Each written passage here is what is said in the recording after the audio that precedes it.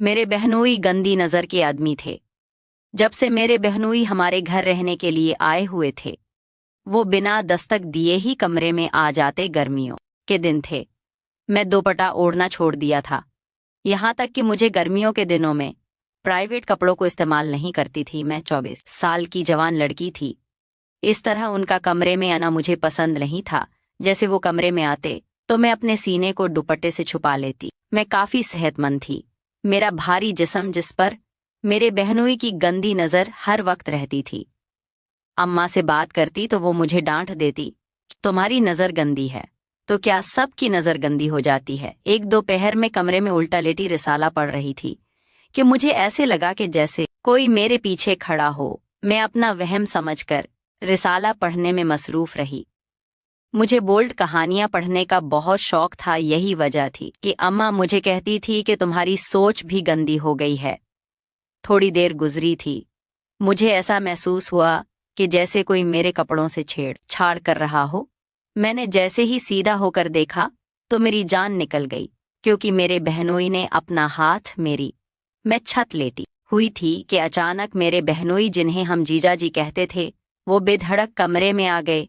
मेरी नज़र ज्यों ही उन पर पड़ी तो मैं हड़बड़ा कर उठ बैठी। मेरे गले में दुपट्टा भी नहीं था तो मैं और भी पजल हो गई और उठकर फौरन अपने दुपट्टे को सीने पर फैलाकर खड़ी हो गई। कोई काम है आपको जीजा जी? तो वो मुझे बड़ी गहरी नज़रों से देखकर बोले, क्यों, मुझे कोई काम ही होगा तो ही मैं तुमसे बात करने के लिए आऊंगा क्या? वैसे मैं तुमसे बात नहीं कर सकता। और फिर बड़ी माने खेज अंदाज में मेरे बदन को देखने लगे तो मैंने अभी हुई नज़र से उनको देखा। जीजी कैसे, जीजा जी में हिकलाते हुए बोली, और साथ ही साथ दरवाजे की तरफ भी देखने लगी और दिल में दुआ करने लगी कि अल्लाह करे कोई ना कोई कमरे में आ जाए। क्योंकि सच्ची बात तो ये थी कि जीजा जी की इन बातों से मेरा दिल बहुत घबराने शुरू हो जाता था। एक तो उनकी बातें इतनी जो माने और अजीब सी होती थीं कि समझ ही नहीं आती थी कि उनका क्या जवाब दिया जाए। और वो ये बातें करने के बाद जिस अंदाज से घूरते थे, उसके बाद तो दिल करता था कि ज़मीन फट जाए और मैं उसमें उतर जाऊं। ख़ानदान में और भी कज़न थे, लेकिन ऐसी अजीब सी फीलिंग उनसे बात करके कभी महसूस नहीं हुई जितनी उनसे होती थी। अब मैं उनके सामने खड़ी थी और वो मुझे अपनी नज़रों के एक्सरे से देखते ही चले जा रहे थे कि इतने में कमरे में अम्मी आ गईं तो मेरी सांस में सांस आई। अम्मी ने जीजाजी को देखकर इंतहाई अपनाइत से पूछा, कुछ चाहिए सलीम? तो वो एकदम से बोले, अरे भाई, सर में दर्द था तो सोचा अपनी साली साहबा को चाय का कह दूं, लेकिन यहाँ तो साली साहबा मुझे बहुत ही मसरूफ़ लग रही हैं। तो अम्मी ने मुझे कड़ी नज़रों से देखते हुए कहा, भला एक कप चाय बनाने में वक्त ही कितना लगता है, और ऐसी भी क्या मसरूफियत कि अपने जीजा के लिए एक कप चाय बन सके। तो मैंने गड़बड़ाकर अम्मी की तरफ देखने लगी। अम्मी, मैंने कब कहा कि मैं मसरूफ़ हूँ? मैंने सफाई देने की कोशिश की ही थी कि बहनोई एकदम से बीच में बोल, भाई आप सरमना लपेट कर जब अपने कमरे में पड़ी रहेंगी तो जाहिर है हमें अपनी ज़रूरत के लिए आपके पास आना ही पड़ेगा।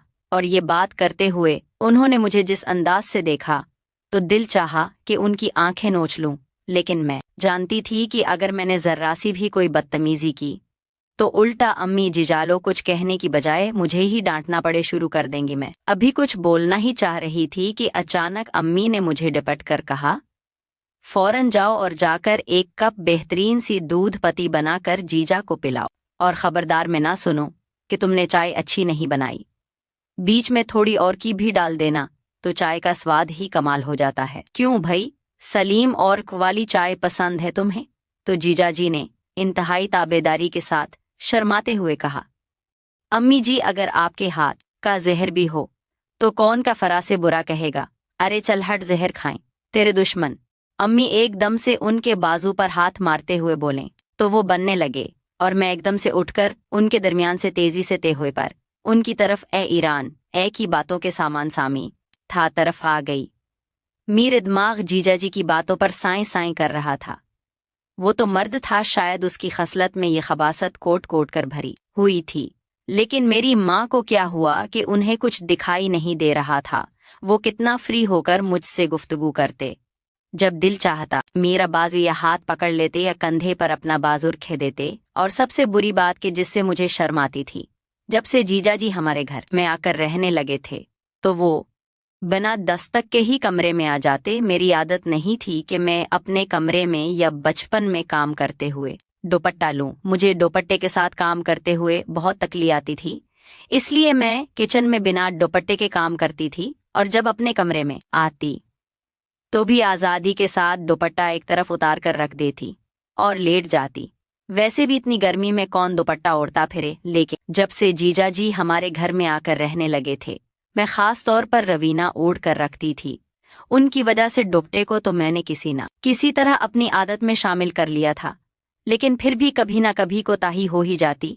लेकिन एक बात कोफ्त का बायस बनती जा रही थी कि जीजा जी का जब दिल चाहता मुंह उठाकर कमरे में दाखिल हो जाते। ऐसे में मुझे अपना अब कितना बर लगता और मैं कितना गड़बड़ा जाती, इसका अंदाजा घर में कोई नहीं कर रहा था।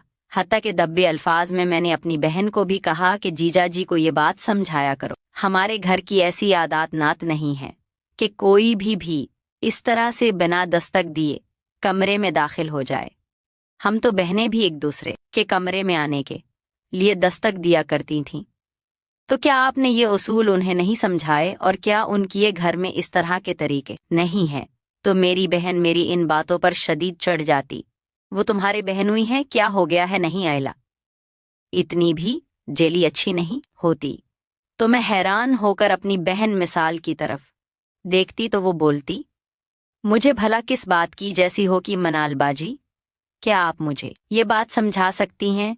भाई तुम्हारी भी शादी हो जाएगी। अब अगर मेरी शादी जल्दी हो गई है तो ये तो मेरी किस्मत भी, तुम्हारी किस्मत में भी जब लिखा होगा तो शादी हो जाएगी, तो इसलिए अपनी जैसी बनती नहीं है।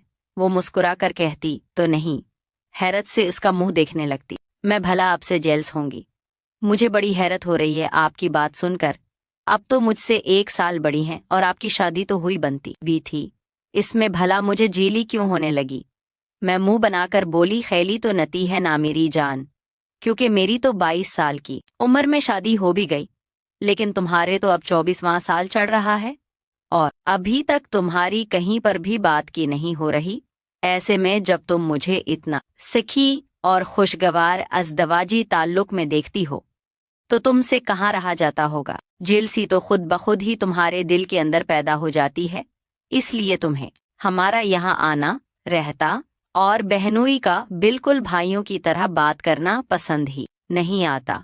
मैं क्या तुम्हें समझ नहीं रही? तो मैं अपनी बहन मनाल की बातें सुनकर हका बका रह गई कि उसके दिल में कैसी कैसी बदगुमानियां मेरी तरफ से पैदा हो चुकी थीं। बात सुनो मनल बाजी, मेरी उम्र अगर 30 साल भी हो जाती